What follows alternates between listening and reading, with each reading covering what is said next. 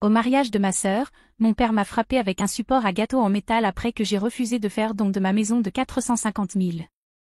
Je m'appelle Isabella et j'ai 30 ans. En grandissant, il ne m'a pas fallu longtemps pour comprendre que, dans ma famille, l'amour et l'attention n'étaient pas distribués équitablement. Dès la naissance de ma petite sœur, Doris, c'était comme si toute la maison avait changé d'orbite pour graviter autour d'elle. Elle était l'enfant en or, son sourire éclatant, son rire cristallin, la petite princesse parfaite. Tout le monde l'adorait. Moi, je faisais simplement partie du décor. Je me souviens très clairement de mon 5e anniversaire. J'avais demandé un kit de science, excitée à l'idée d'explorer les mystères du monde. Le jour venu, j'ai déballé mon cadeau avec des mains tremblantes, pour découvrir à l'intérieur une robe rose à volants. Ma mère, Martha, a applaudi de joie. Maintenant tu peux être aussi jolie que Doris, a-t-elle dit, sans remarquer que mon enthousiasme s'effondrait dans une déception muette. Albert, mon père, ne m'a presque pas regardé avant de reporter toute son attention sur Doris, qui tournoyait dans sa robe assortie comme une petite ballerine. Ce schéma est devenu ma réalité. Chaque fois que Doris obtenait quelque chose, même une broutille, comme réciter un poème ou gagner un petit concours de dessin, nos parents organisaient des célébrations, lui offraient des cadeaux, accrochaient ses photos dans toute la maison. Quand, à 12 ans, j'ai remporté la première place à la foire scientifique de l'État, j'ai eu droit à un tiède « Bon travail, ma fille », avant que la conversation ne revienne rapidement au prochain récital de danse de Doris à l'école. Je me suis enfouie dans les livres et les projets scientifiques, à la recherche d'une validation que je ne trouvais jamais à la maison. Chaque certificat, chaque médaille, chaque distinction que je gagnais finissait par prendre la poussière dans un coin oublié du salon, tandis que les trophées de danse de Doris brillaient fièrement sur l'étagère principale. J'ai très tôt compris qu'aux yeux de mes parents, l'amour était conditionnel, et que je ne remplissais pas les conditions. Doris était l'enfant de rêve qu'ils avaient toujours voulu, charmante, extravertie, facile à exhiber devant les voisins. Moi, j'étais l'ombre maladroite et studieuse à l'arrière-plan. Toujours trop silencieuse, trop sérieuse, trop invisible. Et pourtant, je n'ai jamais abandonné. Au fond de moi, une flamme brûlait, une croyance obstinée et inébranlable que, tôt ou tard, je prouverais ma valeur. Pas pour leurs applaudissements. Pas pour leur amour. Mais pour moi-même. Et ce jour est arrivé plus tôt que quiconque ne l'aurait imaginé. Le jour où je suis partie à l'université a été mon premier vrai goût de liberté. Je me souviens encore d'être sur le pas de la porte, mes valises prêtes et le cœur battant, tandis qu'Albert me faisait un signe distrait de la main et que Martha disait « Ne perds pas trop de temps avec les livres. Il faudra vite que tu te poses. » Je les ai ignorés. L'université fut une révélation. Dans les salles de classe et les laboratoires, je n'étais plus invisible. Ma passion pour la biochimie et les sciences de l'environnement n'était pas bizarre, elle était respectée. Pour la première fois, ma rigueur ouvrait des portes, au lieu de les fermer. Bourse, stage, programme de recherche, j'ai poursuivi chaque opportunité et je les ai saisis à deux mains. Tandis que d'autres passaient leur week-end à faire la fête, moi je les passais dans les laboratoires ou les bibliothèques. Mes efforts ont porté leurs fruits. Je suis sortie major de promotion et j'ai décroché un poste dans une prestigieuse entreprise de biotechnologie avant même d'avoir mon diplôme en main. Le salaire n'était pas mirobolant, mais suffisant pour commencer à construire la vie dont j'avais toujours rêvé. Une vie dans laquelle je n'avais pas à me rapetisser pour correspondre aux attentes des autres. J'ai vécu avec sobriété, économisant chaque prime, chaque augmentation, chaque centime.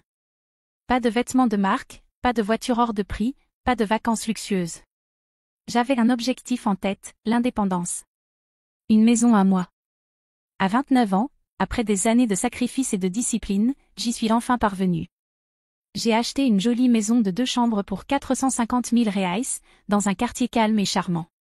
Elle n'était pas immense, mais elle était parfaite, cuisine moderne, salon chaleureux, un petit jardin à l'arrière où j'imaginais lire lors des après-midi ensoleillés. Chaque recoin de cette maison représentait une partie de moi, mes luttes, mes victoires, mes rêves. Quand j'ai annoncé l'achat à mes parents, j'espérais, peut-être naïvement, une lueur de fierté. Mais fidèles à eux-mêmes, ils n'y ont prêté aucune attention. Martha a à peine réagi, plus intéressée à me raconter que Doris venait de gagner un concours de beauté locale. Albert m'a adressé un demi-sourire et a murmuré. « C'est une grande maison pour une seule personne, tu ne trouves pas ?» Ces mots m'ont blessé. Mais pas assez pour entamer mon bonheur. Pour la première fois, je ne cherchais pas leur approbation. J'avais construit cette vie pour moi. Et rien, pensais-je, ne pourrait me l'enlever. Je me trompais. Le mariage de Doris était devenu le sujet central de la famille pendant des mois. Martha était entrée en mode organisation totale, obsédée par chaque petit détail, les fleurs, le traiteur, les essayages de robes. Albert la soutenait fièrement, prêt à présenter leur fille parfaite au monde. J'y suis allée, bien sûr. Malgré tout, je croyais encore à l'importance d'être présente lors des événements familiaux, même si je me sentais souvent comme une étrangère dans mon propre sang. Le lieu du mariage était magnifique, une salle élégante, décorée d'ivoire et d'or. Des guirlandes lumineuses brillaient au plafond, une musique douce s'échappait de haut-parleurs dissimulés. Les invités bourdonnaient d'excitation, riaient, bavardaient, buvaient du champagne. Tous semblaient emportés par la magie de la soirée. Près du bar, en observant les festivités, je ressentais une douleur douce amère. Il ne faisait aucun doute que ce jour était celui de Doris, le début de son conte de fées, l'image parfaite qu'Albert et Martha avaient toujours imaginée. Peter, le fiancé de Doris, avait l'air plutôt gentil. Un sourire timide, des manières courtoises, respectueux envers tout le monde. Dans une autre vie, j'aurais peut-être pu l'apprécier comme beau-frère. Il avait offert à Doris un cadeau plein d'intention, un médaillon ancien gravé d'une inscription sur les nouveaux départs et l'amour. Ce n'était pas extravagant, mais c'était personnel. Une partie de mon cœur, offerte en silence. Personne n'a souligné ce geste, bien sûr. Après tout, ce n'était que moi. La cérémonie n'avait pas encore commencé. Les invités arrivaient encore, bavardaient, savouraient les amuse-bouches. Doris voltigeait dans la salle, radieuse de bonheur, sa robe de satin blanc glissant élégamment derrière elle. Je restais en périphérie, souriant quand il le fallait, me fondant dans le décor comme je l'avais toujours fait. Mais sous la surface, quelque chose bouillait. Une tension dans l'air. Un éclat étrange dans les yeux de Martha chaque fois qu'elle croisait mon regard. Je ne le savais pas encore, mais la soirée, qui devait être une célébration, allait rapidement se transformer en toute autre chose. Quelque chose de laid. Quelque chose d'inoubliable. Je buvais un verre d'eau gazeuse près de l'entrée quand Martha m'a fait signe avec un sourire excessivement sucré. Albert se tenait à côté d'elle, les mains jointes dans le dos, l'air étrangement formel. « Isabla, ma chérie, il faut qu'on te parle une minute, » dit Martha, son ton chargé de cette douceur acérée et familière qui me serrait toujours l'estomac. Je les ai suivis à quelques pas de la foule principale, vers un coin plus calme de la salle, là où la musique s'effaçait en un bourdonnement lointain. Peter discutait avec sa famille non loin de là, inconscient de la tension qui montait. Martha s'est penchée en premier, sa voix basse mais pressante. « C'est un jour si spécial pour Doris. Tout a été parfait jusqu'à présent, n'est-ce pas ?» J'ai hoché la tête lentement, sans savoir où cela allait mener. Albert s'éclaircit la gorge, échangea un regard avec Martha avant de prendre la parole. « Il y a quelque chose à quoi ta mère et moi avons réfléchi. Quelque chose d'important, pour l'avenir de cette nouvelle famille. » Je me suis redressée, une inquiétude croissante dans la poitrine. « Tu as cette belle maison, » dit Martha, ses yeux brillants non pas de tendresse, mais de calcul, et tu es célibataire, tu n'as pas vraiment besoin de tout cet espace. J'ai cligné des yeux, les mots tombant lourdement, leur signification lentement en train de prendre forme. Albert a fait un pas en avant, souriant comme s'il m'offrait une opportunité en or. On s'est dit que ce serait le cadeau de mariage parfait si tu donnais ta maison à Doris et Peter. Pendant un instant, le monde autour de moi s'est tu. Le tintement des verres, les rires feutrés des invités, tout s'est transformé en bruit blanc. « Vous êtes sérieux ?» ai-je fini par demander, la voix tendue. « Bien sûr, » répondit Martha, comme si c'était la chose la plus naturelle du monde. « C'est ton devoir en tant que sœur. La famille aide la famille. » Mes mains se sont crispées en poing le long de mon corps. J'ai pensé à toutes ces années de sacrifice, aux nuits solitaires, aux heures supplémentaires, aux vacances refusées, au luxe évité, même le confort le plus simple, tout ça pour acheter cette maison. Ma maison. Mon accomplissement. J'ai lentement secoué la tête, sentant le feu monter en moi. Non, dis-je fermement. Je ne donnerai ma maison à personne. Le sourire de Martha s'est effacé. Ses yeux se sont assombris, la déception se changeant en fureur. La mâchoire d'Albert s'est contractée. Avant même que je puisse reculer d'un pas, avant même d'avoir le temps de me préparer à la tempête, Albert bougea et tout bascula. La main d'Albert se déplaça si vite qu'au début, je ne réalisais pas ce qu'il faisait. Dans un geste furieux, il attrapa le lourd présentoir à gâteaux en métal sur la table des desserts, le même présentoir élégant qui avait supporté le gâteau de fiançailles de Doris quelques instants plus tôt. Sans un mot, sans la moindre hésitation, il le brandit contre moi. Le métal frappa le côté de ma tête avec un bruit sourd et séhurant. Un éclair blanc et brûlant de douleur explosa derrière mes yeux. Je titubai en arrière, me tenant la tête, sentant le sang couler entre mes doigts. Des exclamations parcoururent la salle. Des assiettes tombèrent au sol. Quelqu'un cria. Je n'entendais presque plus rien à part le rugissement dans mes oreilles, mais je voyais l'horreur sur les visages. Je vis Martha courir vers moi, non pas avec inquiétude, mais avec un rictus haineux sur les lèvres. Sale ingrate égoïste, cracha-t-elle, sa voix assez tranchante pour blesser. Après tout ce qu'on a fait pour toi, tu oses nous humilier aujourd'hui, de tous les jours? Je vacillais, ma vision se brouillant, luttant pour rester debout. Autour de moi, les invités sortaient leur téléphone, certains filmaient, d'autres restaient figés, choqués. Et pourtant, Doris demeurait figée dans sa robe blanche, la bouche entr'ouverte dans une incrédulité muette. Peter, de l'autre côté de la salle, s'était déjà mis en mouvement, se frayant un chemin à travers la foule vers moi. Avant qu'il ne puisse m'atteindre, une voix retentit, forte, impérieuse. « J'appelle la police !» cria un homme. C'était Eric. Je le reconnus vaguement de présentations passées. Il était déjà en train de composer, parlant rapidement au téléphone. Martha s'élança à nouveau vers moi, ses paroles pleines de venin, mais Peter s'interposa, juste à temps, me protégeant de son corps. « Ne la touche pas, grogna-t-il, son ton habituellement doux remplacé par quelque chose de dur, de féroce. Le sang gouttait de mon visage sur le sol immaculé. Le conte de fées s'effilochait en cauchemar. En quelques minutes, le son des sirènes déchira l'air. Des lumières rouges et bleues clignotaient contre les murs de verre du lieu. Les ambulanciers arrivèrent les premiers, leurs gestes doux alors qu'ils m'éloignaient du chaos, pressant une compresse contre ma tête. Derrière moi, j'entendis le cliquetis des menottes. Albert Reynolds annonça sévèrement un policier, « Vous êtes en état d'arrestation pour agression et coups et blessures. » Un autre policier se tourna vers Martha, qui continuait à hurler des injures. « Vous aussi, madame, dit-il froidement, en lui tirant les mains derrière le dos. » Le monde se brouilla à nouveau pendant que les ambulanciers me guidaient vers l'ambulance. Je ne savais pas si c'était à cause de la blessure, ou simplement de la tristesse. Mais une chose était sûre, il n'y aurait pas de retour en arrière. La scène devant la salle de mariage n'était plus qu'un flou de lumière clignotante, de murmures et de pas précipités.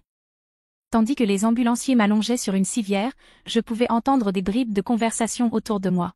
« Tu as vu ça? Il l'a frappé avec un présentoir à gâteau. J'ai tout filmé.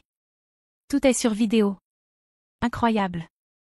Le jour du mariage de sa propre fille. » Les ambulanciers agissaient vite, enveloppant ma tête, vérifiant mes signes vitaux, s'assurant que je restais consciente. Je voyais Eric non loin, encore en train de parler à un agent, lui montrant la vidéo sur son téléphone. Une autre invitée, une femme que je connaissais à peine, s'approcha timidement, son téléphone à la main. « Moi aussi j'ai filmé, dit-elle. Vous pouvez garder ma copie. » En quelques minutes, plusieurs invités proposèrent volontairement leurs enregistrements, leurs visages tendus de colère et de dégoût. Les policiers rassemblèrent les preuves, recueillirent des témoignages avec méthode, s'assurant que chaque fragment de l'histoire soit documenté. Pendant ce temps, Martha et Albert étaient assis sur le trottoir, tous deux menottés, tous deux furieux. Martha marmonnait encore des insultes à voix basse, tandis qu'Albert fixait le sol, la mâchoire contractée dans un silence sombre. Peter restait près de moi, refusant de s'éloigner. Ses mains s'ouvraient et se refermaient nerveusement à ses côtés, la tension émanant de lui comme une chaleur étouffante. « C'était censé être un mariage, murmura-t-il, plus pour lui-même que pour quiconque. Comment ont-ils pu transformer ça, en ça ?» Un des policiers s'approcha doucement de moi. « Mademoiselle Reynolds, nous aurons besoin d'une déposition complète quand vous vous sentirez mieux. Pour l'instant, nous traitons cela comme une agression grave. » J'hochai faiblement la tête, la douleur à mon crâne battant au rythme de mon cœur. Tandis qu'on me portait jusqu'à l'ambulance, j'aperçus Doris debout à l'entrée de la salle. Sa robe de mariée était encore immaculée, mais son visage était ravagé par le désespoir. Les parents de Peter se tenaient à ses côtés, les bras croisés, le visage fermé de colère. Je voyais déjà les fissures se former, les conséquences commencer, au moment où les portes de l'ambulance se refermèrent derrière moi, m'isolant du chaos. Je compris alors que ce n'était pas simplement la fin d'un mariage. C'était le début d'un règlement de compte. Alors que l'ambulance filait à toute vitesse vers l'hôpital, la dévastation que j'avais laissée derrière moi au salon de mariage continuait de se déployer. L'atmosphère qui avait autrefois été joyeuse était devenue irréparablement amère. Les invités murmuraient par petits groupes, certains ramassant leurs affaires en silence, d'autres secouant la tête d'incrédulité. Personne ne dansait. Personne ne célébrait. Les parents de Peter, Monsieur et Madame Laurence, se postèrent devant Doris et sa famille restante, le visage dur, empreint de déception et d'indignation. C'est impardonnable, déclara Monsieur Laurence, sa voix résonnant dans la salle silencieuse. Nous ne joindrons pas notre famille à une autre qui tolère la violence et la cruauté. Madame Laurence hocha la tête brusquement, les lèvres pincées en une ligne fine et sombre. Nous vous faisions confiance, dit-elle, sa voix tremblante de colère contenue. Nous avons soutenu ces fiançailles parce que nous croyions à l'amour de Peter pour vous. Mais après ce que nous avons vu aujourd'hui, il n'y aura pas de mariage. Ni maintenant, ni jamais. Doris, encore en robe de mariée, haleta. Des larmes montèrent à ses yeux. S'il vous plaît, murmura-t-elle, tendant la main. Mais Madame Laurence recula comme si elle avait été brûlée. Il ne s'agit pas seulement d'aujourd'hui, poursuivit Monsieur Laurence, inflexible. Il s'agit des gens dont vous vous entourez. Du type de famille dont vous venez. Nous n'exposerons pas notre fils à ce poison. Sur ces mots, les parents de Peter tournèrent les talons et s'éloignèrent, laissant Doris seule, brisée et humiliée. Peter restait en retrait, observant la scène. Il ne dit rien. Il ne prit pas la défense de Doris. Quand leurs regards se croisèrent, il n'y avait plus d'amour dans les yeux de Peter, seulement de la déception et du regret. Peu à peu, les invités commencèrent à partir, murmurant des condoléances maladroites ou évitant complètement Doris. En quelques minutes, le mariage, préparé depuis des mois, s'était dissous en cendres. Doris s'effondra sur une chaise proche, sa robe s'entassant autour d'elle comme une fleur fanée. Albert et Martha, désormais en garde à vue, ne pouvaient rien faire pour intervenir, enchaînés par leurs propres actes. Le mariage était officiellement, complètement, désastreusement annulé. Et tout se résumait à une vérité simple, leur cruauté avait finalement détruit l'image parfaite qu'ils avaient mis tant de soin à construire. La chambre d'hôpital était petite, mais paisible, un contraste frappant avec le chaos que j'avais laissé derrière moi. Les lumières fluorescentes bourdonnaient doucement au-dessus de moi pendant que les infirmières s'affairaient avec efficacité, vérifiant mes signes vitaux, recousant la blessure sur ma tête et la pansant délicatement. Je restais immobile, le corps endolori, le cœur plus lourd que jamais. Les médecins m'avaient dit que j'avais une commotion cérébrale, mais aucune fracture. Un petit miracle, disaient-ils, compte tenu de la violence du coup. J'avais eu de la chance. Mais je ne me sentais pas chanceuse. Alors que je somnolais par intermittence, la porte grinça doucement.